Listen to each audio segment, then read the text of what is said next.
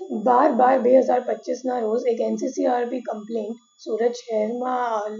દાખલ થયેલ હતી, જેમાં 30 લાખનું ઇન્વેસ્ટમેન્ટ ફ્રોડ કરવામાં આવેલ હતો. આ કમ્પ્લેન્ટની નોંધ અમે લોકો તરત જ લઈને પછી ACP Shweta Daniels, PI NR Patel અને BC હાર્દિકભાઈ પરમાર આ ત્રણેયની ટીમ મળીને ગણતરીના કલાકોમાં ડિટેક્શન કરી અને 13 તારીખે અમે લોકો ફરિયાદ કરી લીધી અને પછી 14 તારીખ સુધી અમે લોકો આરોપી સુધી પહોંચી ગયા. ટોટલ બે આરોપી છે અને આ જે ગુના છે એમને એમો એવી રીતનું છે કે એ લોકો વોટ્સએપ ઉપર એક ગ્રુપ બનાવીને લોભ લાલચ આપી ફરિયાદીને કે તમે જો સ્ટોક માર્કેટમાં ઇન્વેસ્ટ કરો તો તમને વધારો નફો મળશે. તો આ મુજબ લોભ લાલચ જ્યારે આપી તો ફરિયાદીએ અગાઉ થોડુંક ઇન્વેસ્ટમેન્ટ કરી પછી એમને જ્યારે વિડ્રોવલ માટે પૂછ્યું તો 3 લાખ સુધીનું વિડ્રોવલ સામેવાળાએ કરી દીધું. તો એમને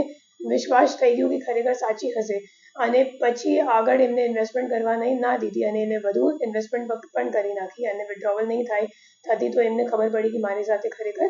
છેતરપિંડી થઈ ચૂકી છે. એમાં જે 2 અક્યુઝ અત્યાર સુધી અમે લોકોએ ઝડપી પાડ્યું છે, બંનેનું નામ છે, એકનું નામ હિતેશ છે અને બીજાનું નામ ધાર્મિક છે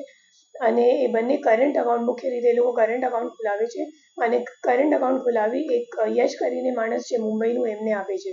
અને આમાં અમે લોકો એમની પાસેથી 11 કરંટ અકાઉન્ટ કુલ મળી આવેલ છે અને 11 કરંટ અકાઉન્ટમાં ટોટલ 53 કમ્પ્લેન્ટ્સ નોંધાયેલ છે અને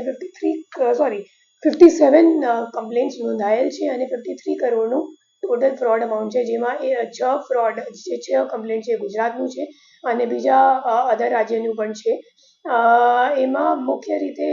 અમે લોકોને જોવા મળ્યું કે જે આરોપીઓ છે એમના ફોન ઉપર એક ચાઇનીઝ એપ પણ છે. એ જે ચાઇનીઝ એપ છે એ એક APK ફાઇલ જેવું છે અને એ લોકો શું કરે કે કરંટ અકાઉન્ટ ખોલાવવા માટે જે કંઈક અકાઉન્ટ હોલ્ડર હોય અને એનો નંબર એ લોકો જ્યારે એડ કરે, મતલબ અકાઉન્ટમાં લિંક કરે તો એ લિંક મોબાઈલ નંબર ઉપર એ લોકો આ APK ફાઇલ ડાઉનલોડ કરીને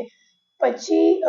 જે OTP આવે નેટ બેન્કિંગ યુઝ કરવા માટે એ તરત જ ઓટોમેટિક રીડિરેક્ટ થઈ જાય એવી રીતે એક ચાઇનીઝ એપ એ લોકો યુઝ કરે છે અને એક નવી રીતની એમો આ કામમાં સામે આવી છે, જેમાં ફક્ત એ લોકો વિક્ટિમ્સ નહીં બટ પોતાના જે ગેંગના લોકો છે એમને પણ એ લોકો એવી રીતની એપ ડાઉનલોડ કરાવીને OTP મેળવવા માટે યુઝ કરે છે. કામ શું કરે છે આ લોકો મોટાભાગે આ જ કામ કરે છે, કરંટ અકાઉન્ટ ખોલવાનું કામ અને અત્યારે એ લોકોનું આગળનું પ્લાન એવું હતું કે કરંટ અકાઉન્ટમાં શું છે, અગર એક સાથ ઘણી બધી અગર ફરિયાદો લોન્ચ થઈ જાય, NCCRB કમ્પ્લેન્ટ થઈ જાય તો પછી અકાઉન્ટ ફ્રીઝ થઈ જાય. તો આગળનું એમનું પ્લાન હતું કે હવે અમે લોકો એક શું કહેવાય ફિઝિકલી એક સાડીનું શોરૂમ અહીંયા સુરતમાં ખોલાવી લઈએ અને પછી બેંકવાળા વિઝિટ કરશે તો મોટી ટ્રાન્ઝેક્શન લિમિટ આપશે કરંટ અકાઉન્ટમાં અને પછી 50 થી 100 કરોડ જેટલી ટ્રાન્ઝેક્શન લિમિટ થઈ જશે તો કદાચ અઠવાડિયા 15 દિવસમાં અગર જો અકાઉન્ટ ફ્રીઝ પણ થઈ જાય તો એમનું મોટું કામ થઈ જશે વધારે અગર ટ્રાન્ઝેક્શન લિમિટ મળશે તો. મેડમ આ લોકોએ કેટલા લોકોને અત્યાર સુધી ભોગ બનાવ્યા છે અંદાજે?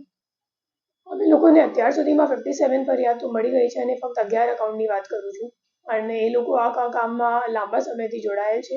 અને જે મુખ્ય 2 આરોપી છે એ લોકો મુંબઈના રહેવાસી છે,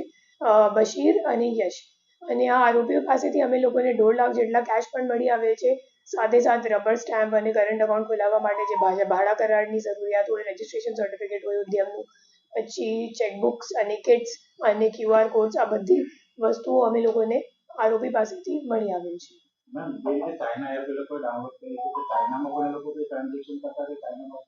લોકો સાથે સંકળાયેલા હોય? એવું કહી શકાય કેમ કે ખરેખર જે ઇન્વેસ્ટમેન્ટ માટેની જે વોટ્સએપ ગ્રુપ છે તો એમાં ઘણા બધા લોકો જોઈન કરેલા છે. એવી વસ્તુ એ સાયબર ક્રાઇમમાં હોય છે કે મોટાભાગે કોલ સેન્ટર જેવું કઈ જગ્યા તો ચાલે છે અને મોટાભાગે ઇન્ડિયાની બહારથી જે ચાઇનીઝ લેંગ્વેજ એ લોકો ચલાવે જ છે અને ઇન્ડિયાના પૈસા પછી USDTમાં કન્વર્ટ કરીને એ લોકો લઈ જાય છે. એ જનરલ એમ છે બટ અત્યારે આ કેસમાં કેવી રીતે એ લોકો રૂપિયાને બહાર લઈ જાવે છે એ જોવાનું બાકી છે.